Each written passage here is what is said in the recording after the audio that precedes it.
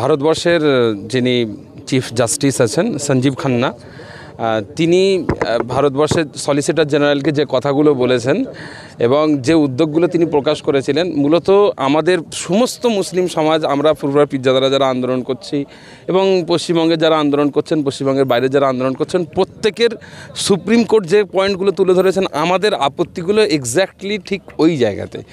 প্রথম সেটা হলো যে ইনক্লুশনস অফ নন মুসলিমস, যারা মুসলমান নয় তাদেরকে স্টেট ওয়াকফ বোর্ডে এবং সেন্ট্রাল ওয়াকফ কাউন্সিলে তাদেরকে ইনক্লুড করার যে কথা বলা হয়েছে, কমপক্ষে বা দুজনকে রাখার জন্য যে কথা বলা হয়েছে। এখানে তো প্রশ্ন প্রথম হচ্ছে যে আমাদের সংবিধানের আর্টিকেল 26B যেটা আছে, সেখানে বলা হচ্ছে যে right to manage religious institutions, যে জায়গাতে যার রিলিজিয়াস ইনস্টিটিউশনস আছে, যার ধর্মীয় প্রতিষ্ঠান আছে, তারা সেটাকে ম্যানেজ করবে, এটা তাদের রাইট, তাদের অধিকার। এইটা আমাদের ভারতবর্ষের সংবিধানে এই কথা বলা হয়েছে। এবারে আমরা একটা জিনিস জানি যে পার্লামেন্ট যখন কোনো আইন পাস করে, সেই আইন, আমাদের দেশের আইনের গার্ডিয়ান তো পার্লামেন্ট নয়, অবশ্যই সেটা সুপ্রিম কোর্ট। তো সুপ্রিম কোর্টে সেখানে অধিকার আছে একটা প্রশ্ন তোলার, যে সেই আইনটা সংবিধান অনুযায়ী ভ্যালিড কিনা। যদি সংবিধানের সেটা বিরুদ্ধে যায়, তাহলে সেখানে সুপ্রিম কোর্ট তারা সেটাকে প্রত্যাহারের জন্য বা সংশোধনের জন্য তারা সেটা অর্ডার দেয়। তো এই জায়গাতে এই যে 26B যেটা আমাদের বর্ষের যে সংবিধানের বক্তব্য, সেই বক্তব্যের বিরুদ্ধে যাচ্ছে নন মুসলিমদেরকে ইনক্লুড করার চিন্তাভাবনাটা। এখন আমাদের ভারতবর্ষের সরকারের তাদের দাবি হচ্ছে, এতে তারা ইনক্লুসিভ করতে চাইছে, যে যখন হিন্দু মুসলিম সবাইকে এক জায়গায় করে আমরা ওয়াকফটাকে পরিচালনা করব, তখন এটা স্বচ্ছতা তৈরি হবে। এখন যে সরকারের কোনো এমপি মুসলমান নেই, সেই সরকার, এবং আমার জানা মতে সেই সরকারের কোনো এমএলএও মুসলমান নেই, সেই সরকার কিভাবে ইনক্লুসিভনেসের কথা বলে ওয়াকফের মধ্যে অমুসলমানদেরকে ঢোকানোর চেষ্টা করছেন, এবং ঠিক একইভাবে নন মুসলিম কোনো ইনস্টিটিউশনে কেন তারা মুসলমানদেরকে রাখছেন না। তো এখানে আসল ব্যাপার, আমরা হিন্দুদেরকে বাদ দিতে চাইছি, আমরা তাদেরকে আলাদা হচ্ছি তা নয়, বরং আমাদের অটোনমি আছে, আমরা আমাদের ইনস্টিটিউশনসকে রক্ষা করব। তো সেই জায়গাতে এটা অবশ্যই এখানে সুপ্রিম কোর্ট যে চিন্তাভাবনা রেখেছেন সেটা সংবিধান অনুযায়ী, এবং ওই সিদ্ধান্তের উপরেই আমাদের বক্তব্য। আরেকটা ব্যাপার হচ্ছে, একজন ডিস্ট্রিক্ট কালেক্টরের অধিকার নেই একটা ডিসপিউটেড ল্যান্ডের ব্যাপারে তারা কোনো সিদ্ধান্ত দেন। এখানে অবশ্যই জুডিশিয়ারি সিস্টেম সেখানে ব্যবস্থা নেবেন।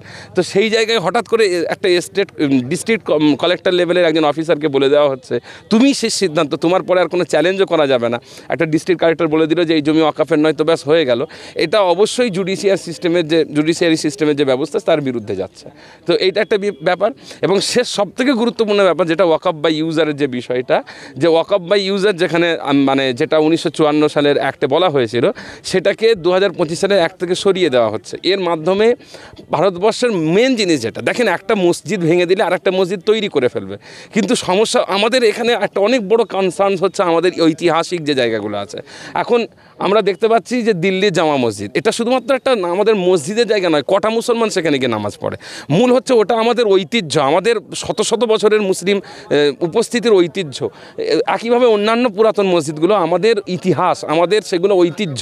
তো এইগুলোকে যখন ওয়াকফ বাই ইউজার শব্দের মাধ্যমে এই ঐতিহ্যগুলো রক্ষা করা হয়েছিল, এবং ভারতবর্ষের জুডিশিয়ারি সিস্টেম সেগুলোকে প্রোটেক্ট করেছে এর আগে।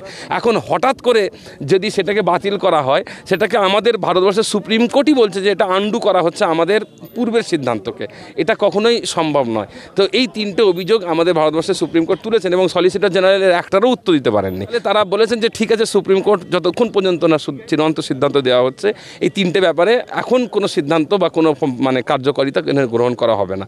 তো সেই জন্য আমরা এক্ষেত্রে সুপ্রিম কোর্টের সিদ্ধান্তের ব্যাপারে আশাবাদী। তবে একটা জিনিস আমরা এখানে বলে রাখি, এর আগে আমরা সুপ্রিম কোর্টের বেশ কিছু কেস দেখেছি, বাবরি মসজিদের কেস দেখেছি, সেখানে অনেক কিছু আমরা সুপ্রিম কোর্টের স্বচ্ছতাকে সম্মান করি এবং সুপ্রিম কোর্টকে সর্বোচ্চ সম্মান দিই। তবে আমরা মনে করি যে এক্ষেত্রে আমাদের দায়িত্ব হলো যে সুপ্রিম কোর্ট প্রত্যেকটা শুনানিতে যে কথাগুলো বলছে, তারা যে দাবিগুলো তুলছে, সেইগুলোকে আমাদের মাথায় রাখা, যাতে ভবিষ্যতে যদি আমরা দেখতে পাই এখন যে কথা বলা হচ্ছে তার বিপরীত কথা বলা হচ্ছে, আমরা যেন সেখানে এই বক্তব্যগুলোকেই সামনে রেখে আমরা যেন লড়াইটা করতে পারি। তো সেই জন্য এই কথাগুলো আমাদের মাথায় রাখার দরকার, আমাদের মুসলমানদের দরকার, আমাদের আইনজীবীদের দরকার, এবং সাধারণ মুসলমানদের এইগুলো মনে রাখা দরকার। দেখেন, একটা জিনিস আমি আপনাকে পরিষ্কার বলি, গরিবদের জন্য মুসলিম কমিউনিটি, আমাদের গরিবদের জন্য মুসলিম কমিউনিটি ঐতিহাসিকভাবে বহু কিছু করে। তো সেই জন্য মুসলিম কমিউনিটির গরিবদের, আর দ্বিতীয় কথা হচ্ছে গরিব দুঃখীর দায়িত্ব কমিউনিটির নয়, এটা সরকারের। আমরা সেই জন্যই তো তাদেরকে নির্বাচিত করেছি, যাতে তারা গরিব দুঃখীদের পাশে দাঁড়ায়।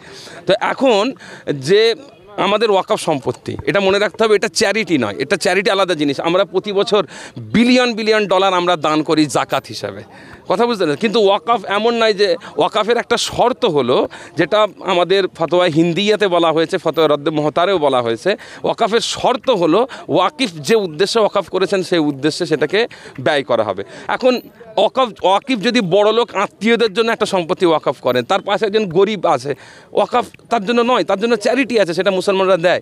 তো ওয়াকফ সব কিছুকে দান মনে করে সেটা সব কিছু গুলিয়ে ফেলাটা, যেটা সরকার এক্ষুনি করছে, এটা শুধুমাত্র জমি দখলের একটা প্রচেষ্টা।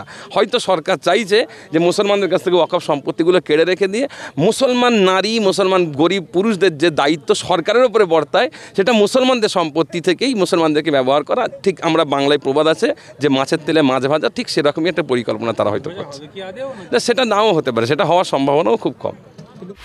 আপনারা দেখছেন আপনাদের প্রিয় চ্যানেল SSTV পাবলিক, সত্যের সাথে ন্যায়ের পথে। চ্যানেলটি সাবস্ক্রাইব করে যুক্ত হন আমাদের পরিবারে এবং পাশে থাকা বেল আইকনটি ক্লিক করুন।